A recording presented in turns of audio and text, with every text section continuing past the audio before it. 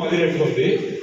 ఈ 2 సంవత్సరాల్లో కాంగ్రెస్ పరిపాలన వచ్చిన తర్వాత మేము తయారు చేసిన మదిర మళ్ళీ ఎట్లా తయారైంది ఒకసారి మదిర పట్టణ ప్రజలు వేరు చేసుకోవాలని కోరుతాం. ఆ రోజు మేము 2020 ఫిబ్రవరిలో జరిగిన ఎన్నికల్లో మేము ఒక మాట చెప్పాం, మదిరాన్ని మధురమైన మదిరగా తయారు చేస్తాం. మధురమైన మదిర, మంచి మదిర, ఖమ్మం నగరానికి సీటుగా ఏ దిల్లు వెలుగులు మీరు అందరూ చూస్తున్నారో అట్లాంటి మదిరని మేము తయారు చేస్తామని చెప్పి మీరు మాకు ఓటేయడం చెప్తే ప్రజలు ఆ రోజు నమ్మి పెద్ద ఎత్తున కూటమి కట్టినా కూడా ఇక్కడ అన్ని పార్టీలు మేము ఇచ్చిన హామీ ఏదైతే ఉందో ఆ నమ్మి ఇక్కడ పెద్ద ఎత్తున ఆ రోజు గెలిపించారు. పేరు పేరున నమస్కారాలు. జరిగింది అవినీతి అక్రమాలు ఏ విధంగా ఇప్పుడు జరుగుతున్నాయి అనేది చాలా వివరంగా చెప్పారు.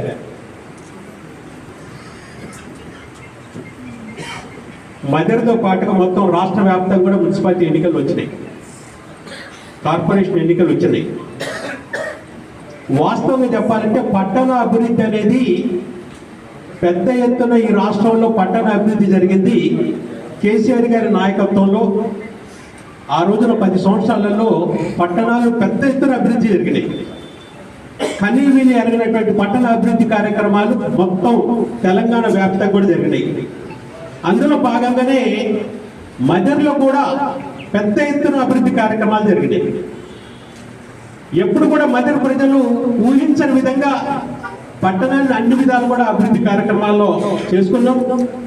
అందులో కనుక చూసినట్టయితే నాన్ వెజ్ మార్కెట్ కానీ, అదేవిధంగా ట్యాంక్ బండ్ గురించి అయితే మీకు హైదరాబాద్లో ట్యాంక్ బండ్ ఉంది, అదేవిధంగా ఖమ్మంలో అజయ్ గారు ట్యాంక్ బండ్ పెట్టిండు. ఇక్కడ మదర్ కూడా కావాలని చెప్పి 1కి 4 సార్లు వెనుకబడి మా యొక్క నాయకుడి దగ్గరకు వస్తే ఇక్కడ కూడా ట్యాంక్ బండ్ బ్రహ్మాండంగా చేసుకున్నాం. సెంట్రల్ లైటింగ్ అయితే ఎక్కడా లేనటువంటి సెంట్రల్ లైటింగ్ బ్రహ్మాండంగా డివైడర్లు పెట్టి సెంట్రల్ లైటింగ్ పెట్టి ఒక అన్ని విధాలు కూడా ఒక పెద్ద సిటీ లెక్క రాత్రిపూట బ్రహ్మాండంగా ఆ విధంగా మనం అభివృద్ధి కార్యక్రమాలు చేసుకున్నాం.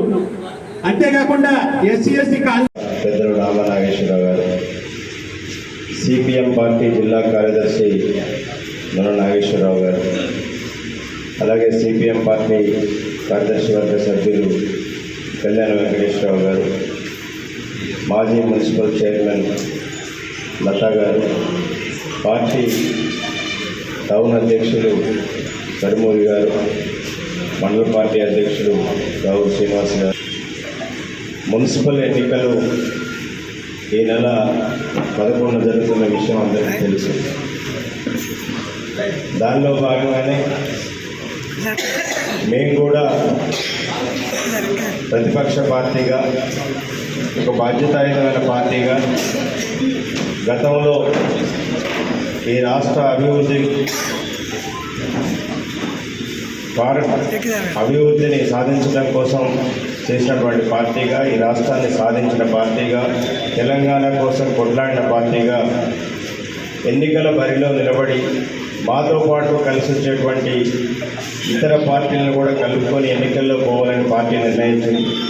ప్రత్యేకించి ఖమ్మం జిల్లాకు సంబంధించి ఖమ్మం జిల్లాలో ఉన్న 5 మున్సిపాలిటీలలో సిపిఎం పార్టీతో కలిసి ఒక సంఘటనగా ఈ ఎన్నికల్లో వెళ్ళాలి, అధికార పార్టీకి వ్యతిరేకంగా మనకి ఎన్నికల్లో నిలబడాలనే నిర్ణయం తీసుకోవడం జరిగింది.